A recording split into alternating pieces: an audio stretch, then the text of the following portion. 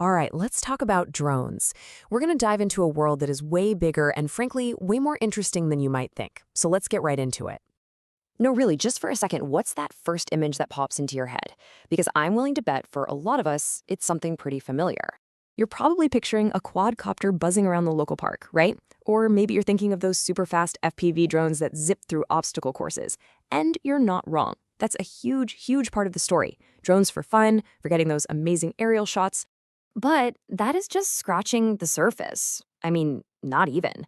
Because while some people are flying for fun, others are piloting drones on missions that are literally reshaping entire industries or even saving lives. And this right here shows you the difference perfectly. Over on one side, you've got the world of hobby drones. On the other, that's a commercial drone, a heavy-duty workhorse built for serious industrial jobs. It's the same basic idea, but they are worlds apart in what they're built to do. So let's start there. Let's take a look at how these machines made the jump from the park to the workplace, becoming these totally essential tools in our modern economy. And the list of jobs they do is just wild. We're talking about drones that can build super accurate 3D maps of a building site or get that one impossible shot for a Hollywood movie.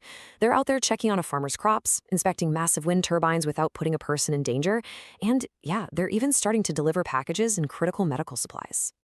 And this gets really sophisticated. You know, in farming, a drone isn't just taking a picture. It's flying with these special cameras that see light we can't. They can spot if plants are stressed from pests or not getting enough water days before a farmer could ever see it with their own eyes. That means they can spray just the area that needs it, which saves money and is way better for the environment. But this technology isn't just about business. As we're about to see, the stakes get much, much higher when you put these things on the front lines, both in defense and for public safety. And the difference in what they can do here is just immense. You fly a hobby drone maybe a few hundred feet away, watching on your phone. A military drone, it can be piloted from the other side of the planet through a satellite link, carrying things like advanced radar, crazy surveillance gear, and sometimes weapon systems for really complex missions. But it's not all about combat. For police, firefighters, and search and rescue teams, drones are game changers.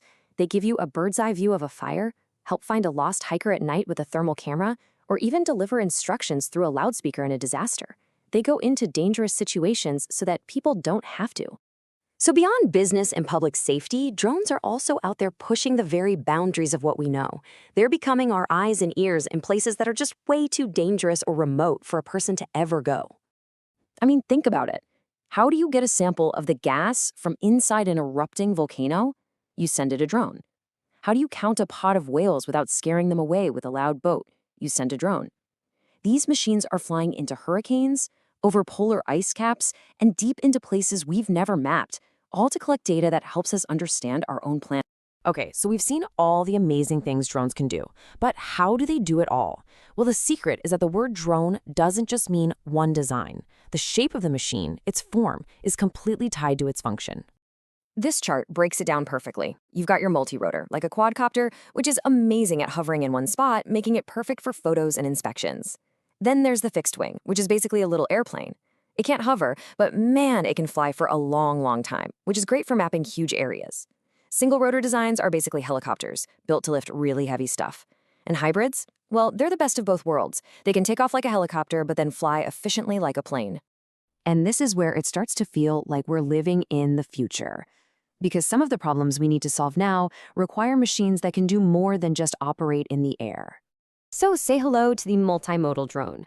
This one here can actually drive around on the ground, navigating through a building or a tunnel, and then when it gets to a set of stairs or a gap, it can just take off and fly over it. It's a true air and ground hybrid. And it doesn't stop there. People are developing drones that can swim underwater to check out the hull of a ship and then fly out of the water, or even use little legs to climb up walls and bridges for super close-up inspection. The very definition of what a drone is expanding way beyond just flight. So we've seen drones that can drive, swim, and climb. But the biggest, most incredible test for this kind of technology wasn't about operating in different places on Earth. It was about operating in an entirely new world.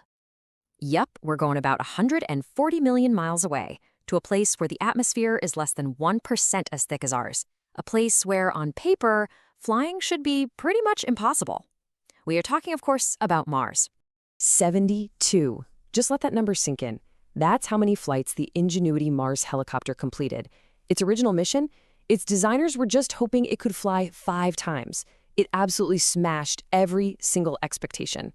Back on April 19th, 2021, Ingenuity made history. It was our Wright brothers' moment on another planet. For the next 3 years, it was an aerial scout, flying ahead of the Perseverance rover to help map the terrain and spot interesting things to check out. Its amazing mission only came to an end in January 2024, after one of its rotor blades got damaged when it landed. When you get right down to it, Ingenuity was more than just a drone. It was a proof of concept. It proved that we could add flying to our toolkit for exploring other planets. It totally changed the game for how we're going to explore other worlds. Future missions are now being designed from the ground up with a flying scout in mind. So Ingenuity's rotors might have stopped spinning, but it opened up a whole universe of possibilities. From a toy in a park to a scout on another planet, the story of the drone is really, truly just getting started. And that leaves us all with one incredible question to think about. Where are we gonna fly next?